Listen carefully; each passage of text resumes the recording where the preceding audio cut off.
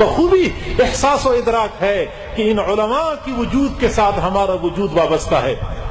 جس دن اس کائنات سے علماء کا وجود ختم ہو گیا اللہ تعالیٰ کائنات کو نیست و نابود کر دے گا. لا تقوم الساعة حتى يقال في الارض اللہ اللہ. اس وقت تک قیامت قائم نہیں ہوگی جب تک روئی زمین کے اوپر اللہ اللہ کہا جائے گا. اور یہ اللہ اللہ کہنے والے، یہ دین اسلام کا چراغ جلانے والے، جلائے رکھنے والے یہی علماء ہی تو ہیں. اور جب علماء ختم ہو جائیں گے لوگ شرار بن جائیں گے اور شرار الناس کے اوپر پھر قیامت واقع ہو جائے گی. حضرت علی رضی اللہ تعالیٰ نے فرمایا کرتے تھے اذا مات العالم فلم فی الاسلام سلمۃ لا یصدها الا خلف منه. جب کوئی عالم فوت ہوتا ہے اسلام میں ایک دراڑ پڑ جاتی ہے اور وہ دراڑ اس وقت تک پر نہیں ہو سکتی جب تک کہ اسی طرح کوئی عالم دوبارہ پیدا نہ ہو جائے. اور حضرت عبداللہ بن عباس رضی اللہ تعالیٰ عنہ فرمایا کرتے تھے خراب الارض بموت العلماء والفقہاء.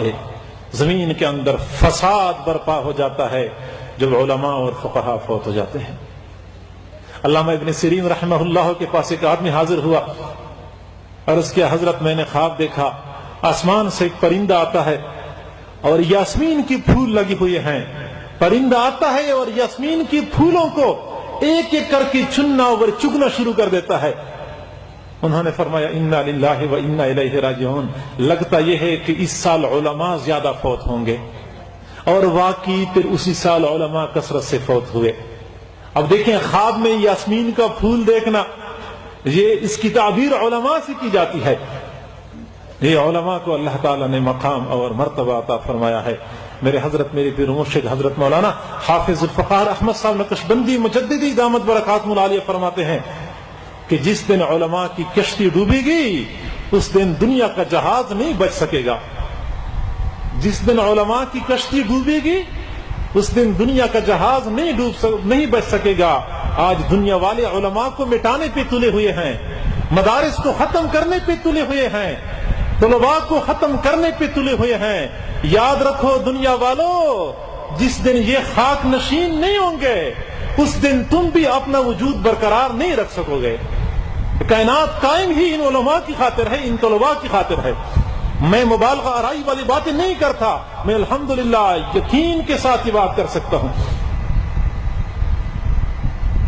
علماء کو چاہیے، طلباء کو چاہیے کہ اپنا مقام اور مرتبہ پہچانیں. عوام الناس کو چاہیے کہ علماء کا مقام اور مرتبہ پہچانیں. ان علماء کی قدر کریں، اس عظیم نعمت کی قدر کریں.